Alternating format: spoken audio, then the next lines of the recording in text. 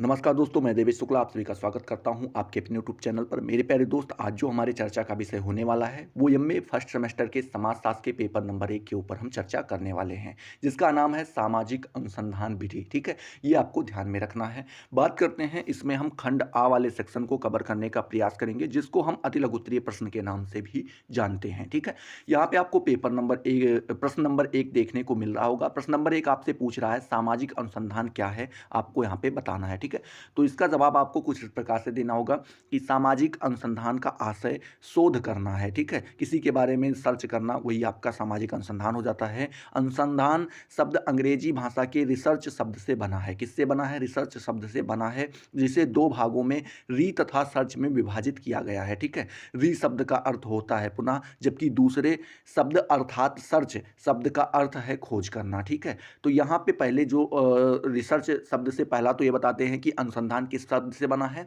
तो आप ध्यान रखेंगे रिसर्च का जो है ये हिंदी रूपांतरण है। ठीक है, और बात करें रिसर्च को इन्होंने दो भागों में बांटा है। एक पहला री बता दिया है और दूसरा आपने यहाँ पे सर्च बता दिया है। री का मतलब हो जाता है पुनः, मतलब दोबारा। ठीक है, और सर्च का मतलब हो जाता है खोज करना। ठीक है, तो जब हम किसी के बारे में दोबारा खोज करते हैं तो वही हमारा रिसर्च हो जाता है। आगे यहाँ पे लिखते भी हैं कि अतः अनुसंधान का शाब्दिक अर्थ है पुनः खोज करना। ठीक है, फिर आगे लिखना होगा किसी वस्तु अथवा व्यक्ति के विषय में विशेष रूप से सावधानी के खोज करना। ठीक है, क्या? सावधानी के खोज करना, तथ्यों अथवा सिद्धांतों का अन्वेषण करने के लिए विषय सामग्री की निरंतर सावधानी पूर्वक पूछताछ अथवा जांच पड़ताल करना है। ठीक है, तो ये आपका सामाजिक अनुसंधान हो जाता है।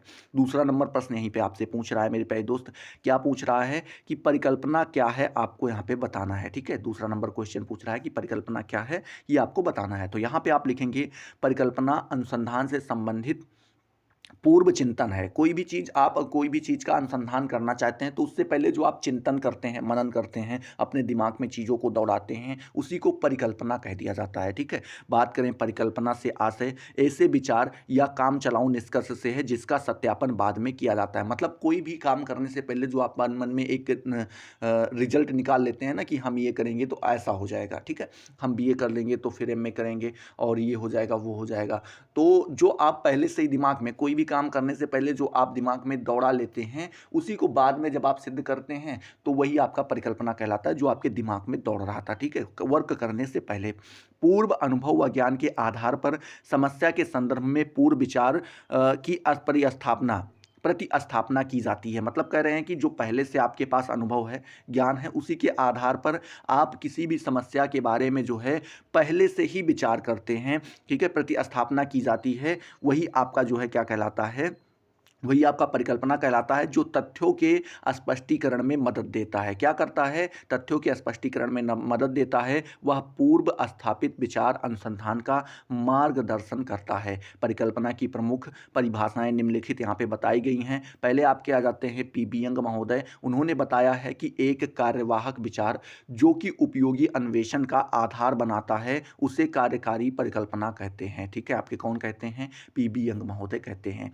जॉर्ज जी मोले महोदय लिखते हैं यहाँ पे कि परिकल्पना एक धारणा अथवा तर्क वाक्य है। क्या है मेरे प्यारे दोस्त? एक धारणा है, या आप कह सकते हैं एक तर्क वाक्य है, जिसकी स्थिरता की परीक्षा उसकी अनुरूपता, योग्यता, ठीक है, उसके बाद अनुभवजन्य प्रमाण तथा पूर्व ज्ञान के आधार पर करनी है। ठीक है, ये आपके कौन कहते हैं? जॉर्ज जी मोले महोदय लिखते हैं। तीसरे आपके आ जाते हैं कार्लिंगर महोदय। उन्होंने बताया है कि परिकल्पना दो या अधिक चल राशियों अथवा चरों के संबंध का कथन है। उपयुक्त परिभाषाओं से स्पष्ट है कि परिकल्पना किसी समस्या के बारे में एक प्रकार का सामान्य विचार है। क्या है? एक प्रकार का सामान्य विचार है जिसका परीक्षण करना शेष रहता है। ठीक है, मतलब किसी भी कार्य, कोई भी कार्य आप करना चाहते हैं तो उसके बारे में जो आप एक जर्नली अपने दिमाग में विचार बना लेते हैं, उसी को जो है परिकल्पना कह दिया जाता है, और बाद में इसी चीज़ का परीक्षण करना रहता है कि क्या जो मैंने पहले सोचा था वही चीज़ हुआ या कुछ दूसरा हुआ है। ठीक है, इस प्रकार परिकल्पनाएं समस्या का संभावित चुनाव हैं। क्या है? समस्या का संभावित चुनाव हैं, जिनकी सत्यता का परीक्षण अनुसंधान कार्य से में किया जाता है। मतलब कह रहे हैं यहाँ पे कि जो आपकी परिकल्पनाएं होती हैं वो समस्या की संभावित चुनाव है। मतलब एक कॉमन सा ले लिया जाता है, काम चलाऊँ आप कह सकते हैं यहाँ पे अगर हम चलें तो काम चलाऊँ हमारा विचार होता है और बाद में हम क्या करते हैं अनुसंधान के द्वारा इस कार्य की सत्यता की जाँच करते हैं कि क्या जो मैंने पहले से अपने दिमाग में रख रखा था वो सही है या नहीं है, ठीक है। तो आई होप ये आपका दूसरा नंबर क्वेश्चन भी क्लियर हुआ होगा, ठीक है। तीसरा नंबर क्वेश्चन आपसे पूछ रहा है, आपको क्या करना है बस सुनते रहना है मुझे, ठीक है। यहाँ पे जो कुछ भी मैं बोल रहा हूँ उसको आप सुनते रहिए, पढ़ते रहिए, दिमाग में दौड़ाते रहिए और वीडियो पसंद आ रहा है तो एक लाइक भी कर दो, ठीक है। लाइक करने में कुछ जाता नहीं, कमेंट सेक्शन में जरूर चले जाओ और बता दो सर वीडियो कैसा लग रहा है, समझ में आ रहा है, नहीं आ रहा है, और अपने दोस्तों के साथ शेयर करो। सब्सक्राइब नहीं किया तो सब्सक्राइब भी कर दो, ठीक है। चलिए, तीसरा नंबर प्रश्न आपसे पूछ रहा है कि प्रयोगात्मक शोध अभिकल्प के बारे में आपको यहाँ पे बताना। क्वेश्चन ऐसे ही मिलेंगे आपको, बस ऐसे लिख के छोड़ देंगे प्रयोगात्मक शोध अभिकल्प। अब यहाँ पे आपको क्या लिखना रहेगा, यहाँ पे आपको लिखना होगा कि प्रयोगात्मक अनुसंधान अभिकल्प भौतिक विज्ञान की प्रयोगशाला की शास्त्रीय पद्धति का प्रयोग एवं अनुकूलन है। क्या है मेरे प्यारे दोस्त, प्रयोग और अनुकूलन है। मतलब कह रहे हैं कि जो प्रयोगात्मक अनुसंधान अभिकल्प है ये भौतिक विज्ञान की जो प्रयोगशाला होती है, लैब होती है, ठीक है, फिजिक्स लैब जो होती है, तो भौतिक विज्ञान की जो प्रयोगशाला होती है कि शास्त्रीय पद्धति का प्रयोग करके, मतलब जो शास्त्रीय पद्धति मतलब समझ लो जो लिखित एक बताया गया है ना उसको हम शास्त्र कह देते हैं, तो जो लिखित रूप से बताया गया उन्हीं पद्धतियों का हम प्रयोग करके एवं अनुकूलन है, ठीक है, प्रयोग एवं अनुकूलन उन्हीं का हम प्रयोग करते हैं और उन्हीं के अनुकूल कार्य करते हैं, वही आपका प्रयोगात्मक शोध अभिकल्प का हो सकता है या प्रयोगात्मक अनुसंधान अभिकल्प आपका हो सकता है। यह समस्त विधियों में सर्वाधिक निश्चित होता है, ठीक है, मतलब निश्चित होता है, वस्तुनिष्ठ होता है, विश्वास करने वाला योग्य होता है एवं कठिन पद्धति है। ये क्या होती है, कठिन भी होती है, टफ होती है, ठीक है। इसके द्वारा प्राप्त ज्ञान उच्च कोटि की प्रामाणिकता पर आधारित तथा शुद्ध होता है। मतलब कह रहे हैं इसका जो ज्ञान होता है वो उच्च कोटि की प्रामाणिकता पर आधारित होता है, मतलब उच्च कोटि तक ये आप इसकी प्रामाणिकता पर विश्वास कर सकते हैं और ये क्या कहते हैं कि शुद्ध भी होता है, ठीक है। आगे आपको लिखना होगा प्रयोगात्मक अनुसंधान प्रस्तावना की परिभाषा निम्न है। पहले यहाँ पे आ जाते हैं आपके चैपिन महोदय, इन्होंने लिखा है कि सामाजिक अनुसंधान में प्रयोगात्मक प्रचना की धारणा नियंत्रण की दशाओं में अवलोकन के द्वारा मानव संबंधों के व्यवस्थित अध्ययन की ओर संकेत करती है। ये आपके कौन कहते हैं, चैपिन महोदय कहते हैं, ठीक है। आगे आपको लिखना होगा प्रयोगात्मक अनुसंधान के अंतर्गत शोधकर्ता यह गवेषणा करता है, क्या करता है मेरे प्यारे दोस्त, गवेषणा करता है कि किन परिवर्तनों की उपस्थिति में कोई घटना घटित हुई है। मतलब यहाँ पे बहुत सारे कठिन कठिन वर्ड आपके सामने लिख दे रहे हैं, जैसे यहाँ पे गवेषणा रख दिए हैं, फिर उसके बाद परिवर्त्यों लिख दिए हैं, ठीक है। तो यहाँ पे इनसे आपको घबराना नहीं है, अगर इनको हम सरल भाषा में समझना चाहें तो ये कह रहा है कि प्रयोगात्मक अनुसंधान के अंतर्गत शोधकर्ता यह गवेषणा शब्द का अगर आप अर्थ एग्जैक्ट तो नहीं लिया जा सकता, लेकिन कि आप कह सकते हैं कि वो जो है एक अनुमान करता है, ठीक है। आप एक तरीके से कह सकते हैं कि प्रयोगात्मक अनुसंधान के अंतर्गत शोधकर्ता यह प्रयोग करना चाहता है, एक तरीके से कह सकते हैं प्रयोग करना चाहता है कि किन परित्यों, ठीक है, या उनकी जांच करना चाहता है, जांच जांच ज़्यादा शब्द सही रहेगा। क्या कहते हैं कि शोधकर्ता यह जांच करना चाहता है कि किन परिवर्त्यों मतलब किन तत्वों, आप तत्व ले सकते हैं यहाँ पे, कि किन चीज़ों की उपस्थिति, चीज़ भी ले सकते हैं, किन चीज़ों की उपस्थिति में कोई घटना घटित हुई है, कौन सा ऐसा कारण था जिसके कारण से यह घटना घटित हुई है।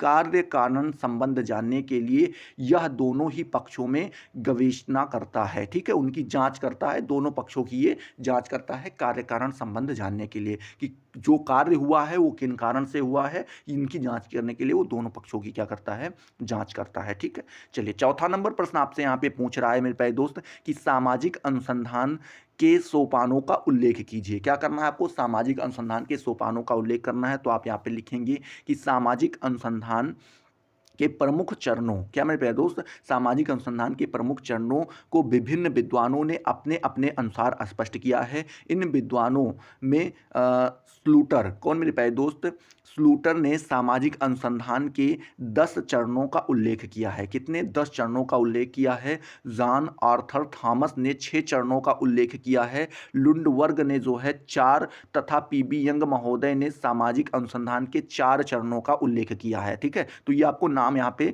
नाम याद रखने होंगे, ठीक है, कि इन्होंने कितने जो है चरण बताए हैं। आगे आप लिखेंगे चूंकि सामाजिक अनुसंधान वैज्ञानिक पद्धति का अनुसरण करता है, इसीलिए किसी भी सामाजिक अनुसंधान के निम्न चरण होते हैं, ठीक है। यहाँ पे कुछ चरण बताए हैं यहाँ पे, कौन कौन से, लगभग यहाँ पे 15 बताए गए हैं, तो 15 देख लेते हैं। पहला तो यहाँ पे है विषय का चुनाव करेंगे, ठीक है, पहला चरण होता है। दूसरा चरण आपका ये हो जाता है कि अनुसंधान की समस्या के स्पष्टीकरण हेतु क्षेत्र का सर्वेक्षण करें। क्या करें? क्षेत्र का समस्या का आप स्पष्टीकरण करना चाहते हैं तो उसके क्षेत्र के बारे में भी आपको जानना आवश्यक हो जाएगा। तीसरा चरण आपका आ जाता है संबंधित साहित्य का विवरण और पुस्तक सूची का निर्माण करें, मतलब उससे संबंधित जितने भी साहित्य का जो जितने भी साहित्य हैं उनका विवरण करें और उनके पुस्तक सूची का निर्माण भी करें। चौथा यहाँ पे बताया गया है अध्ययन समस्या की परिभाषा, जो है ये चौथा चरण हो जाता है कि अध्ययन समस्या की आपको परिभाषा निकालनी होगी। पांचवा चरण हो जाता है सामग्री के संबंध के अनुसार समस्या के तत्वों का वर्गीकरण। छठा चरण हो जाता है समस्या के तत्वों के आधार पर सामग्री का निश्चय। सातवां चरण हो जाता है आवश्यक सामग्री की उपलब्धि की खोज। आठवां चरण हो जाता है सामाजिक अनुसंधान की प्रचना का निर्माण। नौवां जो चरण हो जाता है वो जाता है सामग्री संग्रहण। 10वां चरण आपका हो जाता है अध्ययन संयंत्रों एवं प्रविधियों का निर्माण। 11वां चरण हो जाता है सामग्री का वर्गीकरण एवं व्यवस्थीकरण, ठीक है। 12वां चरण हो जाता है सामग्री का विश्लेषण एवं निर्वाचन। 13वां चरण हो जाता है समस्या एवं उपकल्पनाओं का सत्यापन। 14वां चरण आपका हो जाता है सामान्यीकरण और 15वां आखिरी चरण आपका हो जाता है विज्ञप्ति प्रस्तुतिकरण, ठीक है। विज्ञप्ति प्रस्तुतिकरण ये आपका आखिरी चरण हो जाता है। इस प्रकार सामाजिक शोध में प्रत्येक अनुसंधानकर्ता को विषय के चुनाव से लेकर के विज्ञप्ति प्रस्तुतिकरण तक अनेक चरणों से होकर के गुजरना पड़ता है, ठीक है। तो ये आप यहाँ पे ध्यान में रखेंगे। 5वां नंबर प्रश्न आपसे पूछ रहा है, क्या पूछ रहा है मेरे प्यारे दोस्त, की शोध प्रचना क्या है आपको यहाँ पे बताना है, ठीक है। तो यहाँ पे आप पहले नाम डाल देंगे। पीबी यंग महोदय ने क्या लिखा है शोध प्रचना के बारे में, तो वो लिखते हैं कि एक शोध प्रचना शोध का तार्किक तथा व्यवस्थित आयोजन एवं निर्देशन है। क्या बताते हैं कि जो शोध प्रचना है वो शोध का क्या है, तार्किक, एक तर्क के अनुसार, तथा व्यवस्थित, मतलब एक ढंग से, एक सिस्टम से आप कह सकते हैं, ठीक है। तो व्यवस्थित आयोजन एवं निर्देशन है, उनका व्यवस्था करना और उनको निर्देशित करना ही आपका क्या कहलाता है, शोध प्रचना कहलाता है। आपके पीबी यंग महोदय कहते हैं। वही कि आप वहीं पे दूसरे आपके आ जाते हैं एकॉफ महोदय। उन्होंने लिखा है कि जिस स्थिति में कोई निर्णय लिया जाता है उसके उत्पन्न होने के पहले ही निर्णय निर्धारित करने की प्रक्रिया को ही प्रस्ताव या अभिकल्प कहा कहते हैं, ठीक है। मतलब वो बता रहे हैं कि आप जिस भी स्थिति में कोई निर्णय ले रहे हैं, ठीक है, उसके उत्पन्न होने से पहले ही निर्णय निर्धारित करने की प्रक्रिया जो होती है, मान लीजिए आप कोई भी निर्णय लेना चाहते हैं, वो आपने दिमाग में पहले से ही बना रखा है कि नहीं मैं तो बीए ही करना है, लेकिन फिर भी आप फॉर्मेलिटी के लिए अपने दादाजी से पूछने जा रहे हैं, बाबा जी बीए कर लें कि बीएससी कर लें। तो जो आपने दिमाग में पहले से ही बना रखा है उसी को हम यहाँ पे क्या कह देते हैं, प्रस्ताव कह देते हैं या अभिकल्प कह देते हैं। अगर वो ये भी कहेंगे कि बेटा ऐसा करो कि बीएससी कर लो, तो आप अपना प्रस्ताव जरूर रखोगे, अरे नहीं बीएससी में कम, ये बीए वाला ज़्यादा ठीक रहेगा। तो ये जो होता है इसी को अभिकल्प या प्रस्ताव कह दिया जाता है, ठीक है। चलिए तीसरे आपके आ जाते हैं कार्लिंगर महोदय। उन्होंने बताया है कि शोध प्रचना अनुसंधान की एक योजना है। क्या है? शोध प्रचना जो है वो अनुसंधान की एक योजना है, संरचना या नीति है। क्या है? संरचना या नीति है जिसका उपयोग संबद्ध प्रश्नों का उत्तर प्राप्त करने एवं विवाद पर नियंत्रण रखने के लिए किया जाता है, ठीक है। तो ये आपके कौन कहते हैं? कार्लिंगर महोदय जी कहते हैं। आगे आपको लिखना होगा शोध प्रचना शीघ्र कार्य प्रारंभ करने से पहले ही निर्मित एक ऐसी व्यवस्थित रूपरेखा है जो कुछ विशेष उद्देश्यों के संदर्भ में अध्ययन विषय के विभिन्न पक्षों को स्पष्ट करती है, ठीक है। तो आई होप ये आपका 5 नंबर क्वेश्चन भी आपका यहाँ पे क्लियर हो गया होगा। छठा नंबर प्रश्न आपसे पूछ रहा है कि निदानात्मक शोध अभिकल्प को स्पष्ट कीजिए, ठीक है। निदानात्मक शोध अभिकल्प के बारे में आपको यहाँ पे बताना है।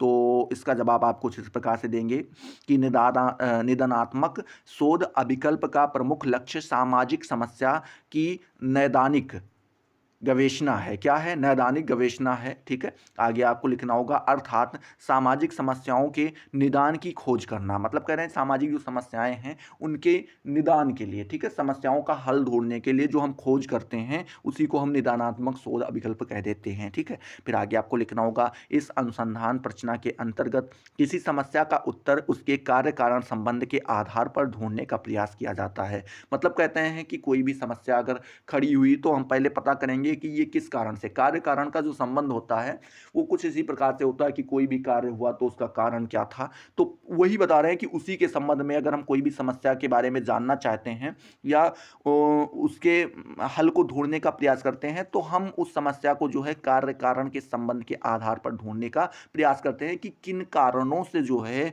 ये घटनाएं घटित हुई, ये समस्याएं हमारे सामने जो है खड़ी हुई हैं। ठीक है, आगे आपको लिखना होगा। इसके अंतर्गत यह भी जानने का प्रयास किया जाता है कि किसी विशेष व्यवहार, परिस्थिति अथवा घटना के घटित होने के लिए उत्तरदायी कारक कौन कौन से हो सकते हैं। मतलब कह रहे हैं कि ये भी हम जानने का प्रयास करते हैं कि जो किसी विशेष प्रकार का व्यवहार है, ठीक है, या परिस्थिति है या घटना है, वो जो घटित हुई है मेरे प्यारे दोस्त, घटना के घटित होने के लिए उत्तरदायी कारक कौन कौन से हैं, मतलब क्यों घटित हुई है उसके लिए कौन कौन से कारक हैं जो उत्तरदायी होते हैं, उनको भी जानने का हम प्रयास करते हैं। आगे आपको लिखना होगा। कारणों का पता लगाने के बाद शोधकर्ता ऐसे सुझाव प्रस्तुत करता है जिसके आधार पर कारणों का बहिष्कार किया जा सके। ठीक है, मतलब कह रहे हैं कि जब कारणों के बारे में पता लग जाता है तो जो शोधकर्ता होता है वो कुछ इस प्रकार से सुझाव हमारे सामने प्रस्तुत करता है, हमारे सामने ला के रखता है, जिसके आधार पर हम क्या कर सकते हैं, कारणों का बहिष्कार कर सकते हैं, उन कारणों को दूर कर सकते हैं। ठीक है, जिन कारणों से वो घटनाएं आपके सामने आई हैं। ठीक है, चलिए अगला प्रश्न जो 7वां नंबर आपसे पूछ रहा है मेरे प्यारे दोस्त, तो पूछ रहा है तथ्य या फिर आंकड़ा जिसे हम कहते हैं कि विशेषताएं आपको यहाँ पे बतानी है। ठीक है, तो आप यहाँ पे लिखेंगे अनुसंधान तथ्यों पर आधारित होता है। किस पे होता है मेरे प्यारे दोस्त, आंकड़ों पे आप कह सकते हैं आधारित होता है या तथ्यों पर आधारित होता है। फिर आगे आपको लिखना होगा तथ्य वे मानक हैं जो किसी शोध में वस्तुनिष्ठता, ठीक है, क्या होते हैं, किसी भी प्रकार का शोध हो रहा है, सर्च हो रहा है, रिसर्च हो रहा है, तो उसमें जो वस्तुनिष्ठता होती है या विश्वसनीयता होती है या वैधता होती है या शुद्धता होती है, उसकी गारंटी देते हैं। कौन देते हैं आपके, तो वो आपके तथ्य देते हैं या आंकड़े देते हैं। आगे आपको लिखना होगा तथ्यों के संदर्भ में माना जाता है कि वे कभी असत्य नहीं हो सकते हैं। ठीक है, ये आप जो है एक विश्वास है, आप कह सकते हैं, या आप मान लीजिए जो है सत्य ही है। ठीक है, तो वो कभी गलत नहीं हो सकते हैं। इससे किसी शोध की वस्तुनिष्ठता बढ़ जाती है। क्या हो जाती है, उसकी वस्तुनिष्ठता जो है, तथस्थता आप कह सकते हैं, वो बढ़ जाती है। तथा संकलन प्राथमिक एवं द्वितीयक स्रोतों में किया जाता है। क्या किया जाता है मेरे प्यारे दोस्त, संकलन जो है प्राथमिक एवं द्वितीयक दोनों स्रोतों में किया जाता है। प्राथमिक स्रोतों से एकत्रित किए गए तथ्य अधिक विश्वसनीय होते हैं। जो प्राथमिक जो है आपका प्राथमिक स्रोत होते हैं, उससे जो तथ्य एकत्रित किए जाते हैं वो ज़्यादा विश्वसनीय होते हैं। द्वितीयक स्रोत प्रमाणिक होते हैं। द्वितीयक स्रोत क्या होते हैं, प्रमाणिक होते हैं। ठीक है, विश्वसनीय कम होते हैं लेकिन प्रमाणिक होते हैं, किंतु बार बार उपयोग में उनकी दिशा जो है क्या होती है, परिवर्तित हो जाती है। मतलब बता रहे हैं कि जो द्वितीयक होते हैं वो प्रमाणिक होते तो है, लेकिन अगर उनका आप बार बार प्रयोग करते रहोगे, बार बार प्रयोग करते रहोगे, तो उनकी दिशा लगातार आपको परिवर्तित होती हुई दिखाई पड़ेगी, क्योंकि तथ्यों का संकलन उद्देश्य विशेष को ध्यान में रखकर किया जाता है। ठीक है, तो यहाँ पे आप ये ध्यान में रखिएगा। 8वां नंबर प्रश्न आपसे पूछ रहा है कि रेमंड एरो, क्या मेरे प्यारे दोस्त, रेमंड एरो और चैम्बलिस की परिभाषा प्रत्यक्षवाद के संदर्भ में दीजिए। ठीक है, प्रत्यक्षवाद के संबंध में जो है आपके रेमंड एरो और चैम्बलिस ने क्या क्या परिभाषाएं दी हैं उसके बारे में आपको यहाँ पे बताना है। तो आपको पहली हेडिंग डाल ही देनी होगी, रेमंड एरो। तो वो महोदय जो है लिखते हैं कि प्रत्यक्षवाद का संबंध घटनाओं के निरीक्षण, उनके विश्लेषण तथा उनके परस्पर संबंधों को विनियमित करने वाले नियमों की खोज करने से है। ठीक है, कौन कहते हैं, आपके रेमंड महोदय कहते हैं। वहीं पे आपके चैम्बलिस महोदय आ जाते हैं, वो लिखते हैं कि काम्टे का प्रत्यक्षवाद अत्यंत अमूर्त अवधारणा है। क्या है, काम्टे का जो प्रत्यक्षवाद है मेरे प्यारे दोस्त, वो अत्यंत अमूर्त अवधारणा, अमूर्त मतलब जिसका कोई रूप नहीं है, एक तरीके से आप कह सकते हैं। ठीक है, आगे आपको लिखना होगा धर्म, लोकतंत्र एवं रूढ़वादियों आदि अन्य ऐसी ही अमूर्तताओं की भांति इससे अधिक अर्थ स्पष्ट नहीं हो सकता है। ठीक है, मतलब बता रहे हैं कि लोकतंत्र जो है एवं जो रूढ़ियां हैं